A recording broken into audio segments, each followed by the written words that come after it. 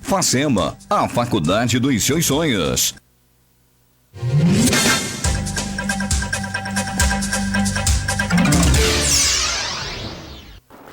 Ok, já estamos de volta com o programa Debate Democrático. Tudo bem aí o áudio, tá? Ok? Tudo certo, né? Muito bem. Eu só vou ler aqui rapidamente a Josi. Josi, um abraço para você aí no Cangalheiro. Ela também concordando com a redução da maioridade penal, o tema anterior que a gente debateu aqui no quadro Direito e Cotidiano. Ela falando aí que tem que haver uma união da República Federativa no sentido de oferecer condições adequadas de educação, qualidade de vida e emprego. Muito bem, Josi, um abraço para você, continue aí ligado no nosso programa. Põe aí na tela o nosso contato, o nosso grupo no WhatsApp, 8857-6805, tem um 9 aí, né? E aí você adiciona 86, se manda aí a sua mensagem. Algumas pessoas estão participando e a gente já vai ler algumas opiniões. Eu estou aqui com Emerson Farias, no nosso quadro Direito e Cotidiano, e hoje nós vamos debater sobre esse assunto que também é delicado, Emerson, que é feminicídio. Boa tarde. Boa tarde, Julimar. É realmente um tema muito instigante, né? Todo tema que trata de matéria penal, ele tem essa questão, né? A sociedade demonstra um maior interesse de participar, né? Porque Exatamente. Realmente é uma questão que tem uma relação direta com o cotidiano das pessoas, né? Então um tema interessante a gente tratar alguns pontos aqui. Antes de começar, eu gostaria só de exibir um material rapidamente. A presidente Dilma Rousseff, ela sancionou a lei no mês de março. A gente vai só acompanhar o momento em que ela disse que em briga de marido e mulher, o Estado agora vai meter a colher. Roda aí.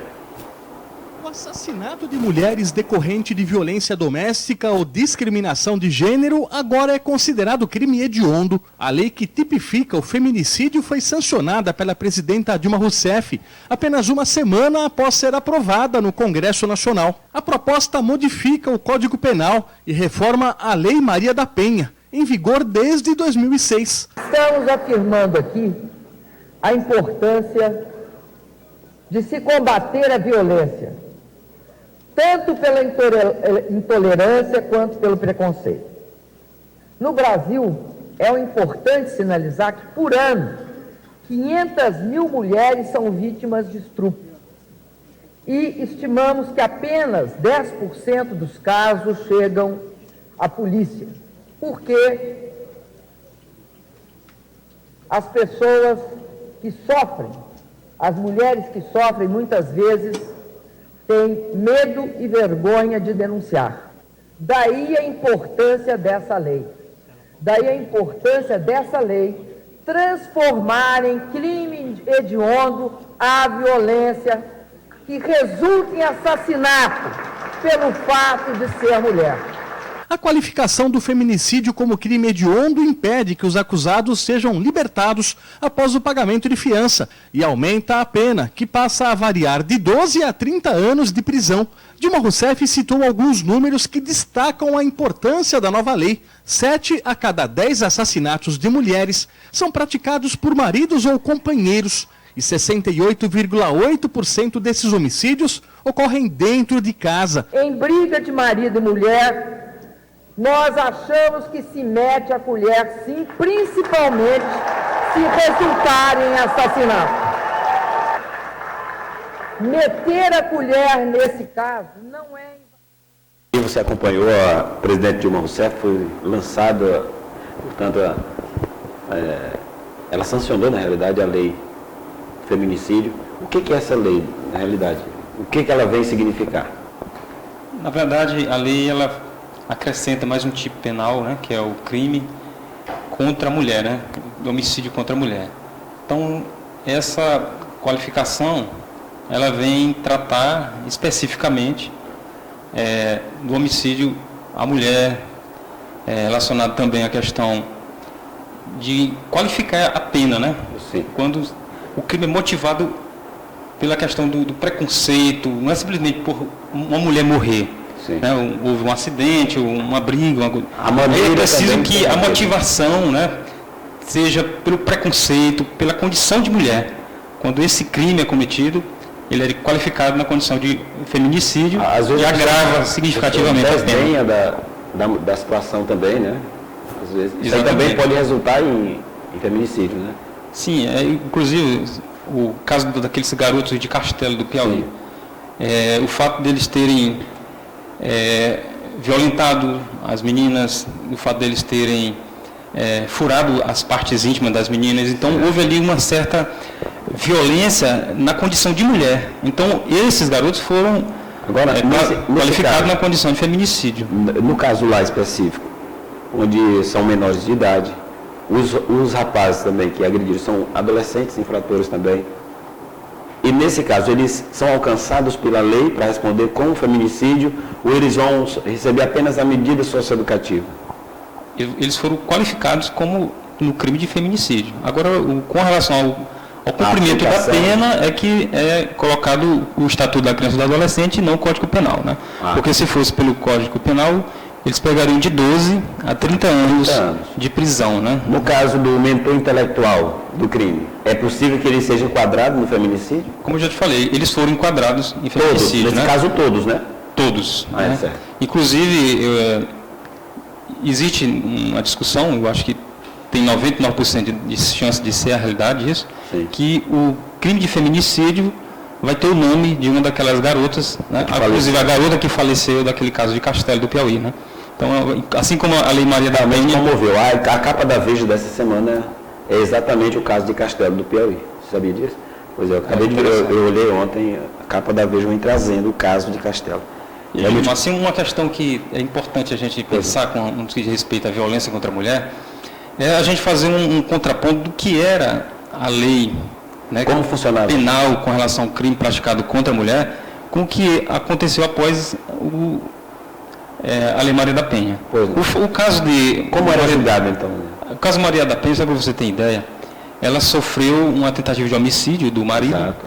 Em 1983. 5 meses depois, ela procurou a justiça, né, para que pudesse haver uma penalidade contra o seu agressor. E aí a gente vai perceber o quê? Que somente em 2002 é que realmente o agressor foi preso. Então nós vamos perceber o quê? Que há uma ineficiência, ou melhor, havia uma ineficiência muito maior do que hoje. Se a situação hoje está difícil, né? Era mais difícil ainda. Exatamente. Então, agora eu quero lhe convidar, inclusive, para acompanhar um pouquinho da história dela em poucos minutos. Sim, você tem uma matéria aí, né? Exato. A história aí, Marivaldo, da Maria da Penha.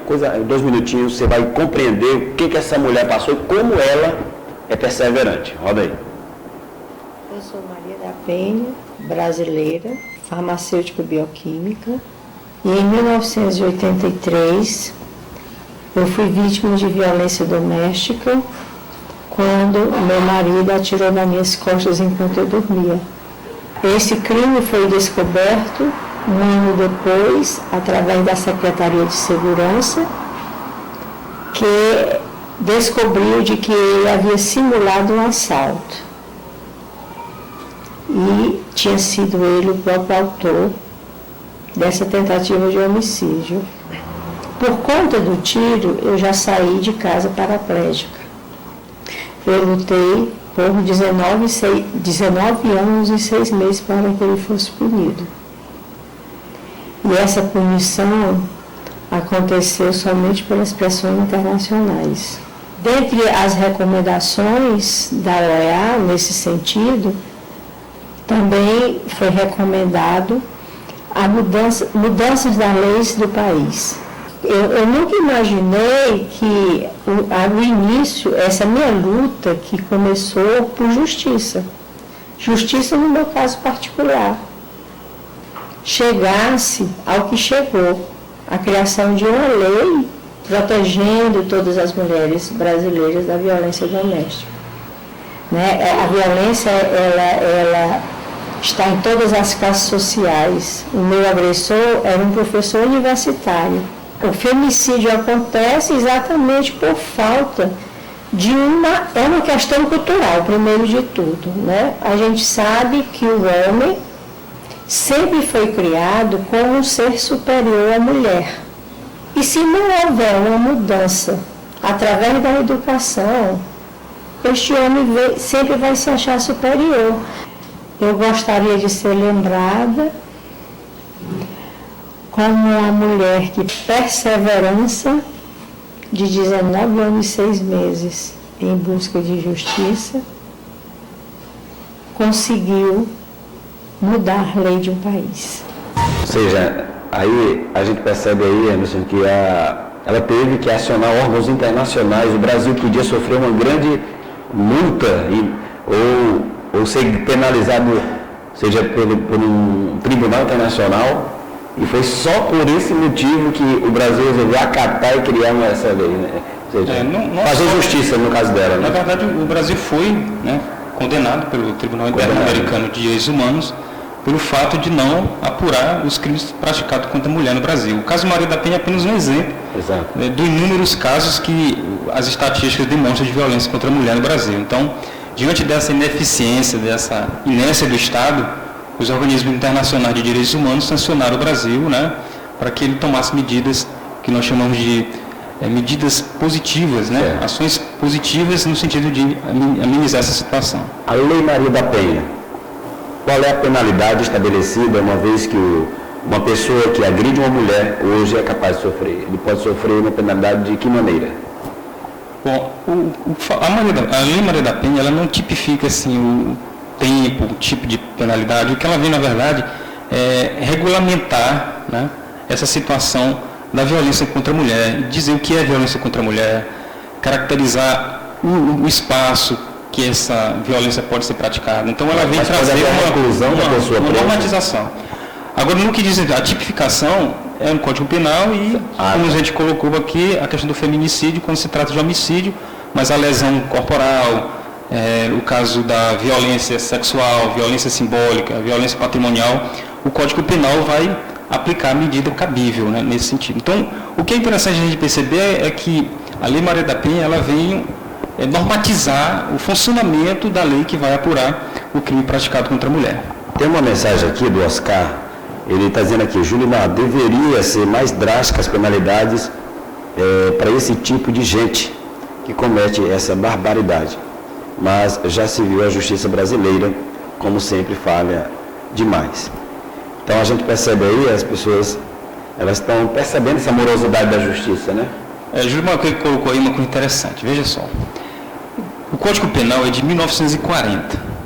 O Código Penal já estabelece, né, que matar é crime, matar homem, matar mulher, matar é crime, agressão é crime, violência sexual é crime. Então, o Código já prevê isso aí, mas isso não inibiu, não evitou que as pessoas praticassem o crime. Então, o que eu quero dizer é o seguinte: a violência contra a mulher, ela não vai deixar de existir ou vai resolver o problema, que a lei ela se propõe a isso, pelo simples fato de existir uma norma. Exato. O que a gente percebe com relação à violência contra a mulher no Brasil, não se trata de simplesmente ser mais rigoroso na pena, porque o criminoso, a pessoa que está com o intuito de praticar o ato delituoso, ele não vai refletir se ele vai pegar 12 anos ou se ele vai pegar 30. Ele está motivado pelo intuito de praticar. Aí eu quero dizer para mudar em que lugar? Então. É preciso você compreender o seguinte: a violência contra a mulher no Brasil e em muitas partes do mundo é cultural. O homem, como a própria Maria da Penha colocou aí, o homem se sente superior à mulher, ele acha que tem o direito sobre o corpo dela, ele acha que a cultura, né, patrimonialista ou patriarcalista que foi incorporada na nossa cultura, ela termina achando, o homem termina achando que tem o direito de praticar violência. Então, é preciso que aconteça uma mudança cultural, não simplesmente na legislação. Né? Agora, nesse caso, a Lei Maria da Penha, ela também traz algumas responsabilidades dos governos municipal, estadual, federal. Que tipo de aparelhamento o Estado tem que ter para poder garantir que essa mulher seja protegida, ou seja, até que a prevenção aconteça também? Nesse ponto aí, Gilmar, eu considero um dos maiores avanços nessa lei. São a questão das medidas protetivas, né? Exato. Porque você sabe que quando a mulher está sendo coagida, está sofrendo todo tipo de violência, ela precisa de um amparo, de um apoio, né? Exato. Então, nesses apoios, nessas medidas protetivas, é que os estados, os municípios, o governo federal precisam criar ações afirmativas, né? De casa de acolhimento, a celeridade no processo para que o agressor seja afastado do lar. Juizados especiais também? Tem que criar um juizado especial? Não, na verdade, a Justiça Estadual, a Justiça Comum, que vai tratar sobre essa questão. Então, O que acontece? A questão dos alimentos, né? Sim. Prover os alimentos, a pensão de imediato para essa vítima, né? Afastamento do agressor do lar. Então, são medidas protetivas, ações afirmativas do parte do Estado que vai, de certa forma, garantir... Isso aí são medidas que acontecem depois do crime, né? Depois do crime, mas a gente sabe que medidas preventivas também são previstas na lei, né? Que é a questão de garantir à mulher, né? A sua autoestima, a sua valorização no mercado de trabalho, as suas condições, né, de dignidade de pessoa humana. Então, tudo isso o Estado brasileiro, né, nas suas 3 esferas, precisam estar cumprindo o que está prevendo na lei. Né? A gente vai acompanhar aqui os benefícios da Lei Maria da Penha. Como a Lei Maria da Penha beneficiou, mas há desafios também. Roda aí, Marivaldo. No Brasil, a cada 2 minutos, 5 mulheres são agredidas, de acordo com pesquisa da Fundação Perseu Abramo. A Lei Maria da Penha tornou mais rigorosa a punição para quem comete violência contra a mulher. Ela altera o Código Penal e possibilita que agressores sejam presos em flagrante ou tenham prisão preventiva decretada. A lei também aumentou o tempo máximo de detenção de 1 para 3 anos, estabelecendo ainda medidas como a saída do agressor de casa e a proibição de se aproximar da vítima. Neste encontro em Brasília, representantes do governo e da Justiça discutem até amanhã o que deve ser aperfeiçoado na aplicação da lei, que completa 5 anos no próximo domingo. O balanço que fazemos é um balanço positivo. Saímos de praticamente 10 juizados de violência doméstica lá em 2005 e 2006 e chegamos em 2011 com 107 equipamentos públicos. Claro que precisamos interiorizar os juizados, interiorizar os atendimentos feitos pela Defensoria Pública e também pelo Ministério Público, e também precisamos aumentar o número de delegacias especializadas, que são ali o primeiro órgão a ter em contato com o caso de violência doméstica e familiar. Para o ministro da Justiça, ainda existe muito preconceito na aplicação da lei. Ainda hoje, há muito preconceito em relação à aplicação da Lei Maria da Penha. Ainda hoje, há autoridades que veem com descaso certas situações de agressão contra as mulheres. Não basta apenas pedir, não basta apenas aperfeiçoar a máquina estatal, mas é necessário que nós tenhamos um processo de transposição do mundo penal desta lei para o mundo pedagógico social. Essas preocupações aí do ministro Eduardo Cardoso, por que é tão difícil o Estado cumprir a Lei Maria da Penha? O aparelho do Estado, ele também está viciado ainda? Ou seja, ele é machista? Júlio, mas isso aí é uma prática realmente comprovada, né? Se você for observar, as pesquisas, elas tratam às vezes essa questão de dizer por que a Lei Maria da Penha só trata da questão da mulher e não do homem? Será que o homem também não sofre violência no lar e tal? Mas esquecem de fazer uma análise histórica, sociológica do país e compreender que a mulher, na relação homem-mulher dentro de um espaço residencial, dentro de um lar, ela está mais precarizada. Ela está em situação de desvantagem, mais vulnerável, exatamente. Então, isso aí faz com que o Estado ele perceba isso, não através de uma hipótese, mas de pesquisas, de análise científica disso.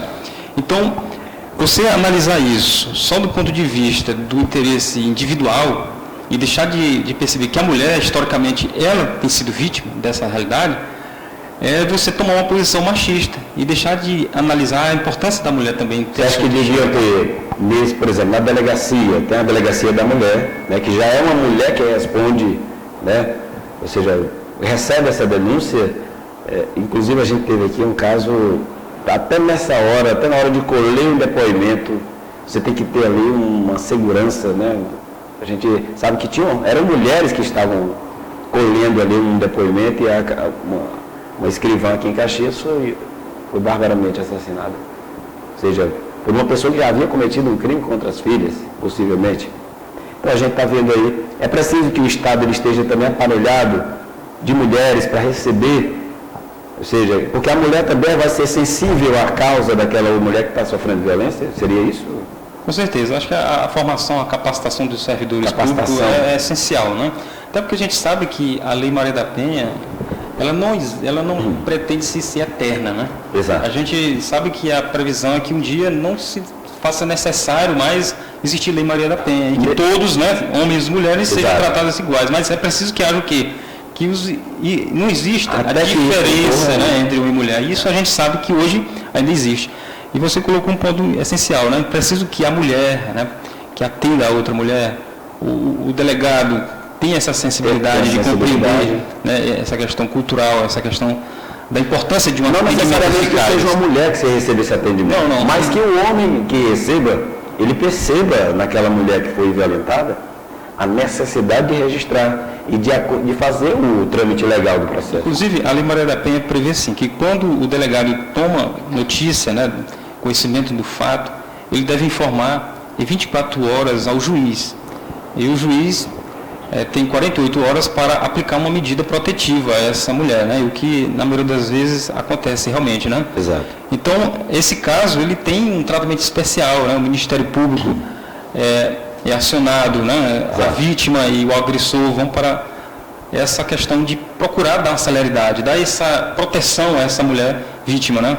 Porque, de fato, quando o Estado falha aí, a tendência é aumentar mais. Então, só para você ter ideia, Julimar, a maioria dos casos de violência que chega ao ápice do caso, no caso do homicídio, ou melhor, o feminicídio, se dá no início por uma simples agressão verbal, né? Exatamente. E a mulher se sente desamparada, se sente sem apoio, chega numa delegacia, o caso dela é tratado com indiferença, foi só isso, pô, tu está casado com ele porque tu quer, então, porque tu não larga esse homem. Então, mais uma vez moralmente. Exatamente, então, às vezes nem o BO não é registrado, né? Então isso aí é que vai, essa falha no atendimento é que vai gerar o extremo, né, que é a violência mais grave, né? Nós temos aqui o posicionamento do juiz Clésio Cunha. Ele está dizendo aqui, violência de gênero é abominável. A mulher não merece e há proteção legal contra isso. As mulheres devem denunciar à polícia. Está aqui o juiz Clésio Cunha, que foi transferido agora para São Luís, ele está atuando agora em São Luís, está deixando aqui o seu posicionamento. Realmente é preciso que as mulheres criem coragem e denunciem. Exatamente, é a questão da autoestima, né? Ela se sentir protegida, se sentir com o direito dela estabelecido, e a Lei Maria da Penha, ela cumpriu essa função. Só para eu ter ideia, hoje, mais de 90% das mulheres já ouviram falar da Lei Maria da Penha. Sabe que existe uma lei específica para proteger. Então, esse papel, né, de valorização é muito importante. Isso faz com que ela se sinta tenha mais coragem de chegar na delegacia e denunciar. Nós temos agora alguns números aí da violência contra a mulher que ressalta exatamente isso que você acabou de falar. Sobre os números, esses dados são de 2013, mas só para você ter uma ideia de quanto lá aumentou. Hoje são 500 mil mulheres sofrem violência no país. Mas veja só, a estatística não mudou muito. Roda aí.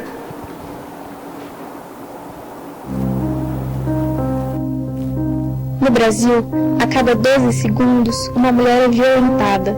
A cada 10 minutos, uma mulher é estuprada. E a cada 90 minutos, uma mulher é assassinada. Ainda assim, cerca de 10% dos brasileiros acha que a questão da violência contra a mulher recebe mais importância do que merece. Dentre os assassinatos, 61% são de mulheres negras e 36% acontecem nos finais de semana, quando as delegacias da mulher estão fechadas. 54% conhecem uma mulher vítima de violência doméstica ou familiar e 56% conhecem um homem que já agrediu a parceira. 85% concordam que as mulheres que denunciam seus parceiros correm mais riscos de sofrer assassinatos. 31% das mulheres que foram vítimas de violência ainda convivem com o agressor. Para 17%, a violência é diária. E o principal motivo para não tomarem nenhuma atitude é o medo que sentem do agressor. 64% dos casos de estupro acontecem na casa da vítima. Em 67% dos casos, o agressor era alguém conhecido por ela. Estima-se que 1 em cada 4 mulheres sejam vítimas de violência durante o parto. Menos de 20% dos brasileiros acham que as leis protegem as mulheres contra a violência doméstica, sendo que entre as mulheres negras, 41% acha que não.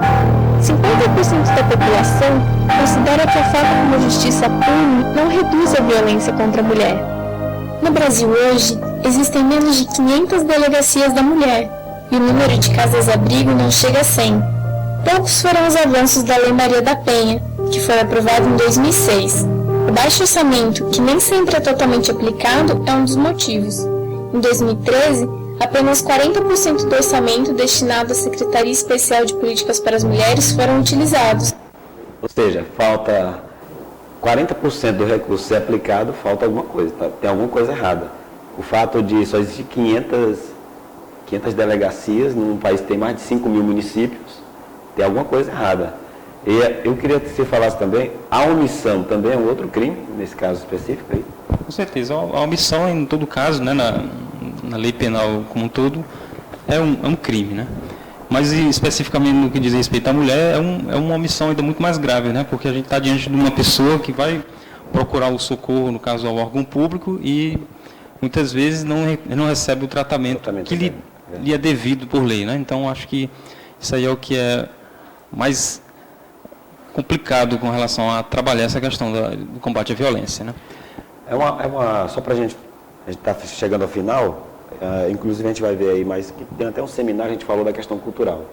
Como a própria mídia também, a mídia está nesse processo, e a gente tem que fazer a meia-culpa, que tem muita gente que incentiva, em vez de ajudar a combater a violência, a gente faz incentivar a violência contra a mulher, e isso foi discutido também, mas a lei do feminicídio, ela muda um pouco a Lei Maria da Penha, e ela endurece a pena, é isso? O recado que fica é esse, né? O recado fica é esse. Agora, diga-se de passagem, né, como eu coloquei no início, o Estado brasileiro hoje ele passa uma crise, né, nas suas instituições, né, e a gente percebe que o discurso do Estado para tentar mostrar que está tentando resolver o problema é com criação de leis, né? E a gente sabe que o discurso da lei é um discurso, muitas vezes, vago, pacificador dos conflitos sociais, mas ele não realmente resolve o problema social, né? Então, a gente percebe isso, inclusive, Julimar, no período da Constituição Federal, né? Ouvia, assim, rumores, né, de uma revolução comunista, etc. e tal, aqueles rumores sociais que a sociedade iam fazer a mudança, e, de repente, né, os parlamentares resolveram, né, criar uma nova Constituição cidadã, garantir, né, direitos humanos, políticas públicas, de saúde, educação. Então, a sociedade se sentiu contemplada com a Constituição cidadã. Aí, às vezes, muitas pessoas dizem, o problema foi resolvido porque temos uma Constituição moderna. Mas a gente percebe na prática, né, que o discurso jurídico, o discurso da lei, ela não resolve em si o problema, né? E a questão da violência contra a mulher é um exemplo claro, né? O Código Penal já poderia ter resolvido esse problema. Exatamente. Mas não resolveu. Aí temos aqui a Lei Maria da Penha. Também não conseguiu resolver o problema. Agora temos a Lei do Feminicídio. Então, até quando nós vamos ver ações afirmativas do Estado, que é o que nós esperamos, para que realmente a mulher tenha o seu espaço garantido na sociedade, a condição de igualdade. No Maranhão não tem nenhum núcleo de feminicídio, pelo menos que eu tenha conhecimento. Se você tiver, você pode... Mas eu sei que tem... O tempo ainda não é o suficiente, essa lei de março. Sei que tem aqui, a Polícia Civil do Piauí criou um núcleo de feminicídio. A mulher já pode fazer isso. Eu queria só ler aqui rapidamente, antes de chamar assim, o outro VT, o Zilton, o Anzol, um grande abraço, Anzol. Meu amigo Anzol. Ele está mandando aqui a mensagem, ele diz que falta amor, né? Os casos de buscar o amor externo têm sua razão de ser na existência do companheirismo e amor familiar por parte dos homens. O Zilton é um grande poeta, defensor das mulheres, um militante da causa humanista. Responsabilidade pelas escapadas femininas. Os criminosos e agressores devem ser punidos exemplarmente. A Michele Melo, que é do Sereste, ela diz, sem mencionar as violências, destacando os espaços, em destaque os lares e espaços de trabalho, ela coloca aqui como lugares onde acontece a violência. Absurdo, historicamente, ela falando ainda, absurdo, historicamente, o incentivo é permitido, a sociedade, a legislação precisa fazer uma análise mais aprofundada. Realmente é delicado. A gente vai só conferir esse VT, Marivaldo.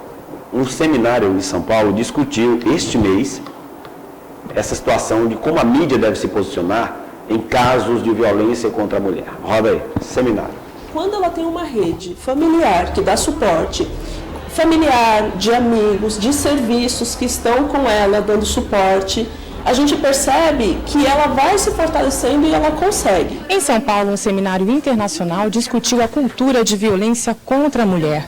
A ideia é aproximar público de pesquisadores e tentar criar um pacto global de intolerância a esse tipo de violência. O debate reúne especialistas em defesa dos direitos da mulher de vários países. Entre os temas, a relação da juventude no tratamento à mulher, a sexualidade e o papel da mídia. No primeiro dia de seminário, alguns dos caminhos para tentar superar o problema. Você não pode colocar tudo dentro de uma panela, que o problema, todas as questões são de um tipo só e o remédio é um só. Existe uma diversidade de problemas. Para cada um, você tem que fazer um trabalho específico, né? Outro organizador do evento é o Instituto Patrícia Galvão, um grupo de comunicadoras feministas que pretende melhorar a cobertura da mídia sobre as mulheres. Pensamos que os jovens, por serem jovens, eles por si são avançados. E eles não são. Tudo bem. É um processo educativo, né? Educativo, exatamente.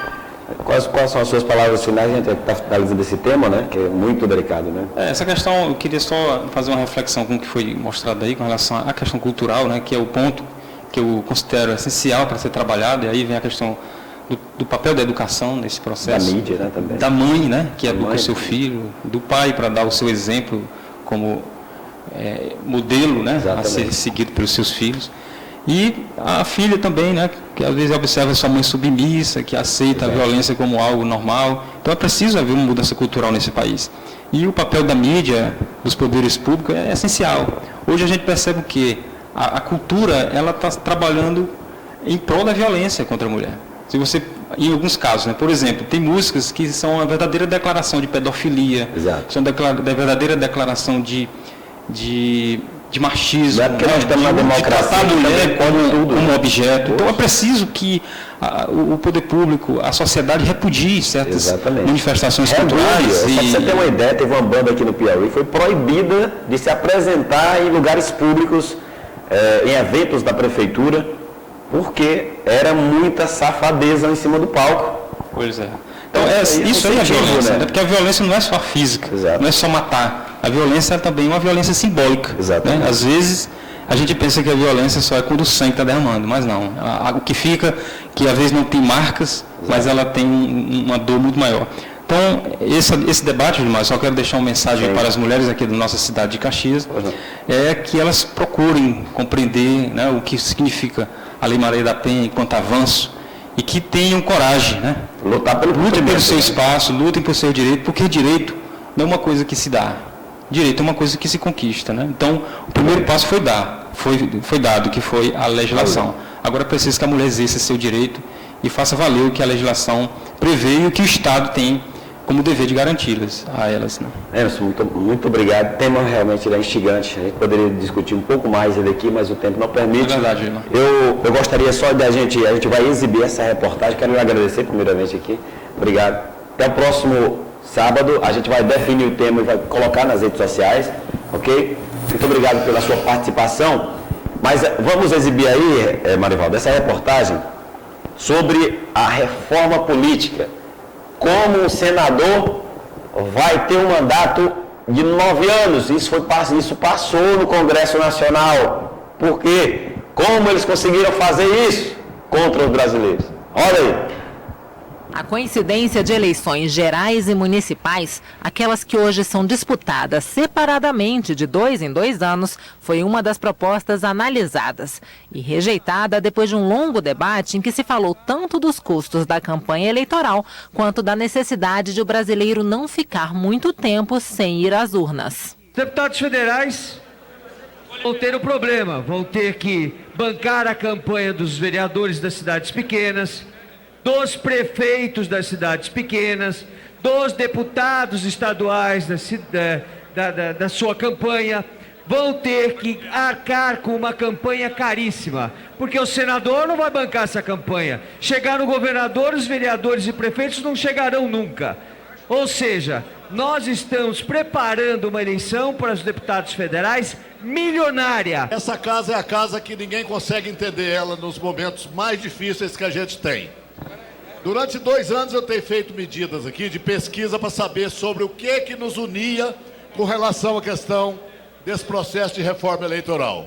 E a única coisa que unia essa casa de uma forma muito forte era a coincidência eleitoral. De uma hora para outra nós estamos vendo que mudou. Também não passou o fim do voto obrigatório, que era tema de outra emenda analisada esta semana. Mas depois de aprovar o fim da reeleição em votações anteriores da reforma política, os deputados se voltaram para um tema que é consequência daquela mudança, a duração dos mandatos, e aprovaram um mandato de 5 anos para todos os cargos eletivos. A emenda aprovada cria uma regra de transição pela qual, nas eleições de 2018, os mandatos de deputados distritais, estaduais e federais, de governadores e de presidente da República serão de 4 anos. Nas eleições seguintes, em 2022, passa a valer o mandato de 5 anos. No caso dos senadores, aqueles eleitos em 2018 terão 9 anos de mandato, para que em 2027 o mandato de 5 anos valha para todos, inclusive senadores. Já prefeitos e vereadores terão mandato de 4 anos em 2016 e de 5 a partir de 2020. Quando o parlamento faz uma lei que beneficia os próprios parlamentares, isso, o resultado na sociedade é o pior possível. E com razão. Não foi defendida a prorrogação de atuais mandatos. O que foi defendido foi que a partir de uma determinada eleição futura, os mandatos tenham 5 anos e os eleitos não tenham direito à reeleição. Para o presidente da Câmara, Eduardo Cunha, o aumento dos mandatos de senadores de 8 para 9 anos apenas no caso dos eleitos em 2018 não deverá causar problemas. Não é uma regra permanente, é uma regra provisória. Alguma transição teria que ter de qualquer maneira. Sem transição, você jamais muda de 4 para 5 anos. O plenário também aprovou a alteração na data da posse do presidente da República e de governadores de Estado e do Distrito Federal. Se essas mudanças feitas pelos deputados forem aprovadas pelo Senado, o presidente tomará posse no dia 5 de janeiro do ano seguinte à eleição. Os governadores, um dia antes. Os deputados também aprovaram a redução para 29 anos da idade mínima para a eleição de governador e senador. Hoje, o mínimo exigido é de 30 anos para governador e de 35 para senador. No caso de deputados, foi aprovada a redução para os 18 anos de idade, no lugar dos atuais 21 anos. Para presidente da República, foi mantido o mínimo de 35 anos de idade. Você está vendo aí? Está vendo aí o que aconteceu? Ou seja, é possível ser deputado federal com 18 anos. Foi isso que eles aprovaram. Hoje a exigência é de 21 anos. No caso de senador, imagina só uma pessoa que tem que observar as leis. A função do Senado é corrigir alguma besteira que acontece na Câmara. Se bota gente novinha lá, que não só quer saber de balada. Tem muitos deputados aí, sinto muito, mas não frequenta a Câmara dos Deputados. Não quer saber de festa. E aí você acha que ele vai ter? Então, inclusive teve alguns deputados que disseram assim, vamos botar menino para legislar em nome do Brasil.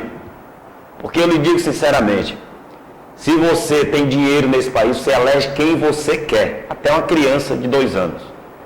Então você vai ter agora a possibilidade de ter um deputado federal com 18 anos. E aí você tem um senador que agora, de 2018 até 2027, terá 9 anos. Meu Deus do céu. Quero só mandar um abraço aqui para a Josi, que está parabenizando o programa. Josi, grande abraço para você. Reportagem, grande abraço para o Emerson também, ela está mandando. E a Tainara. Tainara, grande abraço para você. Obrigado por acompanhar o nosso programa. O Lúcio Mauro já está me pontuando aqui já. Grande abraço, Lúcio. Está vindo aí, Lúcio Mauro. Tá aí dizendo lanche, sério. Grande abraço, até o próximo programa. Vem aí Lúcio Mauro e o Rádio na TV. Grande abraço, até o próximo sábado.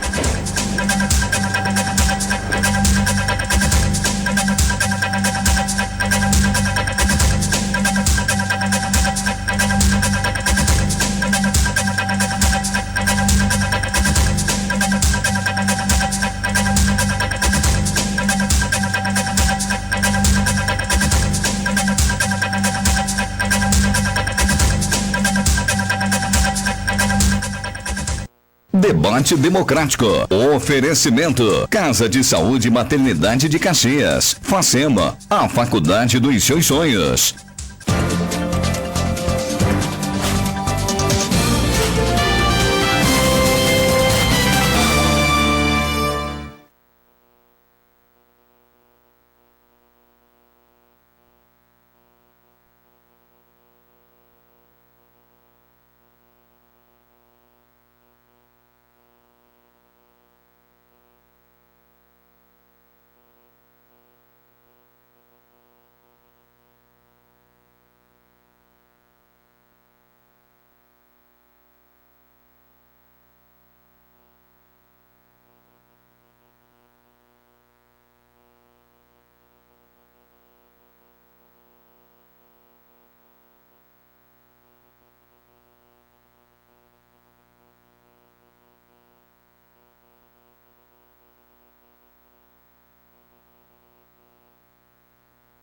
Rádio na TV. Oferecimento: Luar Magazine. É vestir e se apaixonar. Sabiá da Sorte. Prêmios para nossa região. Facema, a faculdade dos seus sonhos. Casa de Saúde e Maternidade de Caxias.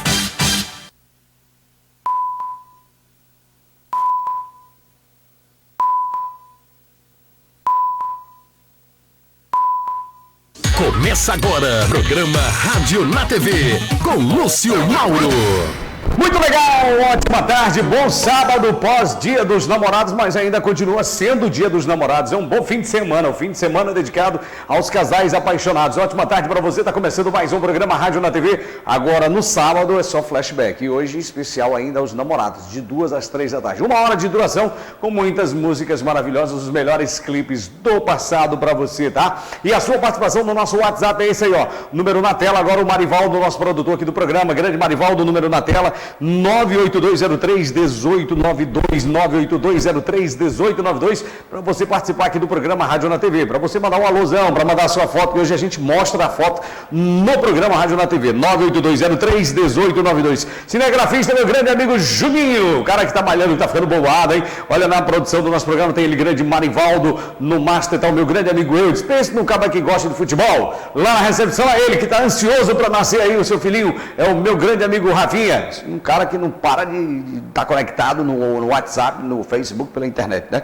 O cara está conectado 24 horas. Bom, eu visto Luar Magazine, é vestir e se apaixonar. Luar Magazine que está com promoções especiais agora para festas juninas, tá bom? Vamos lá, começar o programa de hoje. Olha, edição de clipes e seleção musical é do meu grande amigo Jadiel Oliveira, tá? Que sempre ajuda a gente. Vamos matar a saudade com Rod Stewart, a música é linda, So Far Away, e tem Scorpions, You and I. Tá no ar o seu programa Rádio na TV, edição especial de sábado, com muitas recordações. E hoje, olha, só lentinhas para você. Confira.